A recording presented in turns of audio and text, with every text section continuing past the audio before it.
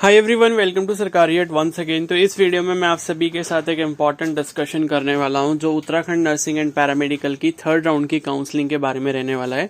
तो पहले मैं आपको ये बता देता हूं कि इस वीडियो को देखने के बाद आप तुरंत ही पार्टिसिपेट कर लेना अगर आप चाहते हो थर्ड काउंसलिंग में पार्टिसिपेट करना। और सबसे अच्छी बात इस बार ये है कि थर्ड काउंसलिंग में फीस भी नहीं ली जा रही है उन स्टूडेंट्स के लिए जिन्होंने फर्स्ट और सेकेंड राउंड में पार्टिसिपेट किया है और वो उनको कोई भी कॉलेज नहीं मिल पाया। ठीक है, तो मैंने काउंसलिंग करके देखी है, तो फीस जो है आपको नहीं लगेगी अगर आपको फर्स्ट और सेकंड राउंड में जो है सीट नहीं मिली है। ठीक है, और दूसरी बात यह है कि जिनको सेकेंड राउंड में भी कॉलेज मिल चुका है और वो भी अगर अपग्रेड करवाना चाहते हैं तो बिना अपनी सीट को छोड़े वो अपग्रेड करवा सकते हैं। अगर मान लो उनको अपग्रेड करवाना है तो वो पार्टिसिपेट कर लें। अगर उनको कॉलेज मतलब उनका चेंज होता है तब उनको वहां एडमिशन लेना पड़ेगा, अदरवाइज क्या होगा, पहले वाली सीट उनकी रिजर्व रहेगी।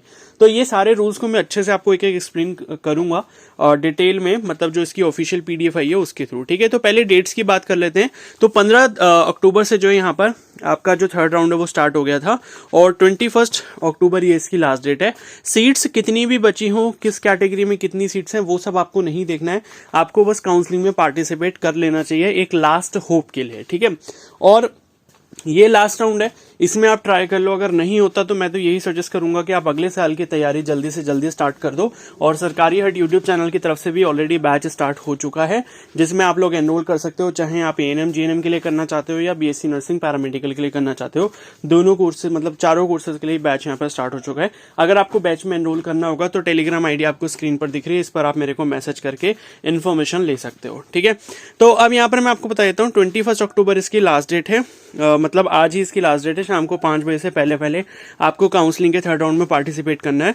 और उसके बाद जो है यहाँ पर डेटा प्रोसेसिंग जो है 23 से लेकर 24 अक्टूबर के बीच में होगी और 25 को आपका रिजल्ट आ जाएगा। जब आपको रिजल्ट में अगर कोई कॉलेज अलॉट होता है दोबारा से तो फिर आपको 31 अक्टूबर तक यहाँ पर रिपोर्टिंग करनी होगी। ठीक है, अब इसके रूल्स को हम लोग समझ लेते हैं कि क्या क्या रूल्स हैं यहाँ पे। तो ये लिखा है इन्होंने, तृतीय चरण की काउंसलिंग में प्रतिभाग करने हेतु अर्हता। ठीक है, एलिजिबिलिटी क्या क्या।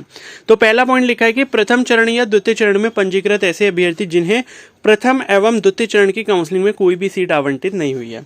तो पहला इन्होंने केस ये लिखा है कि भाई ऐसे जो भी कैंडिडेट है जिनको फर्स्ट और सेकंड राउंड में कोई भी सीट अलॉट नहीं हुई है वो बच्चे इस राउंड में पार्टिसिपेट कर सकते हैं। दूसरा पॉइंट ये लिखा है कि ऐसे पंजीकृत अभ्यर्थी जिन्होंने बोर्ड द्वारा प्रथम चरण या द्वितीय चरण में आवंटित सीट पर निर्धारित समय अंतर्गत प्रवेश ले लिया है और तृतीय चरण में सीट अपग्रेडेशन हेतु प्रतिभाग कराना चाहते हो। तो ऐसे बच्चे जिनको फर्स्ट और सेकंड राउंड में सीट अलॉट हो गई है और उन्होंने अपना एडमिशन भी करवा लिया है और एडमिशन करवाने के बाद वो थर्ड राउंड में फिर से अपनी मर्जी का मतलब कॉलेज लेना चाहते हैं जो उनको नहीं मिल पाया और अपग्रेड करवाना चाहते हैं, तो ऐसे बच्चे भी पार्टिसिपेट कर सकते हैं। थर्ड पॉइंट में ये लिखा है कि ऐसे अभ्यर्थी जिन्होंने प्रथम या द्वितीय चरण की काउंसलिंग में पंजीकरण ना कराया हो और तृतीय चरण में सीट आवंटन हेतु प्रतिभाग करना चाहते हैं। ठीक है, तो जिन्होंने फर्स्ट या सेकंड राउंड में पार्टिसिपेट नहीं करा वो भी डायरेक्टली थर्ड राउंड में आके पार्टिसिपेट कर सकते हैं, लेकिन ऐसे बच्चों को फीस यहाँ पर देनी होगी क्योंकि उन्होंने अभी तक रजिस्ट्रेशन नहीं किया, और जिन्होंने पहले पार्टिसिपेट करा हुआ है उनको फीस यहाँ पर नहीं देनी होगी। उसके बाद देखो विशेष ये नोट लिखा हुआ है कि यदि प्रथम या द्वितीय चरण में पंजीकृत हुए अभ्यर्थी तृतीय चरण काउंसलिंग की प्रक्रिया में अब सम्मिलित होने के इच्छुक ना हो अथवा अपनी पूर्व प्रेषित सीट से संतुष्ट हो तो उन्हें सलाह दी जाती है कि वे तृतीय चरण की काउंसलिंग में पुनः पंजीकरण ना करें। ठीक है, जिससे इस सीट को किसी अन्य अर्ह इच्छुक अभ्यर्थी को मेरिट में क्रम के अनुसार आवंटित किया जा सके।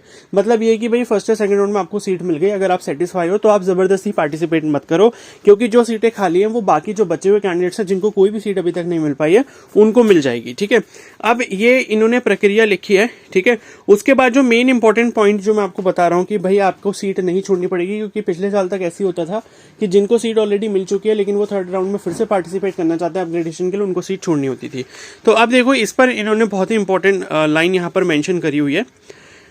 ठीक है, तो चॉइस फिलिंग वगैरह आपको करनी होगी। ठीक है, इसका जो पॉइंट था वो मैं आपको बता देता हूँ, ये आप देख सकते हो। ठीक है, सीट अपग्रेडेशन, ठीक है, ये रूल नंबर 4 में ऐसे करके लिखा हुआ है।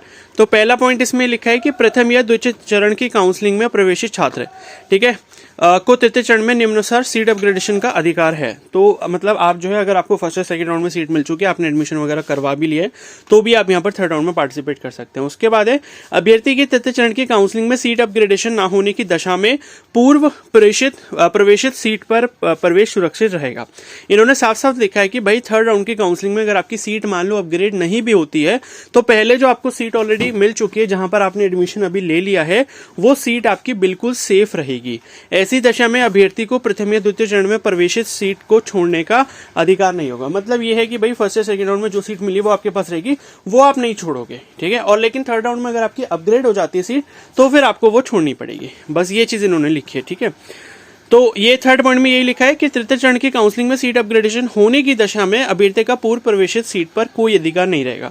मतलब ये कि थर्ड राउंड में अगर अपग्रेड हो जाती है, तो फर्स्ट या सेकंड राउंड में अगर आपको कोई भी सीट मिली हुई है, तो वो आपकी ऑटोमेटिकली कैंसिल हो जाएगी। तो बस इतना सा था जो आपको इंपॉर्टेंट समझाना था मैंने। तो ये है कि थर्ड राउंड में वो बच्चे जरूर पार्टिसिपेट कर ले जिनको फर्स्ट या सेकंड राउंड में उनके मन का कॉलेज नहीं मिल पाया है, क्योंकि इसमें आपका कोई भी लॉस नहीं है, ठीक है। तो अब हम इस वीडियो को यहीं पर एंड करते हैं। तब तक आप चैनल को सब्सक्राइब कर लो एंड बेल आइकन को प्रेस कर लो आगे नेक्स्ट ईयर के अपडेट्स के लिए। Okay, so thank you and have a nice day.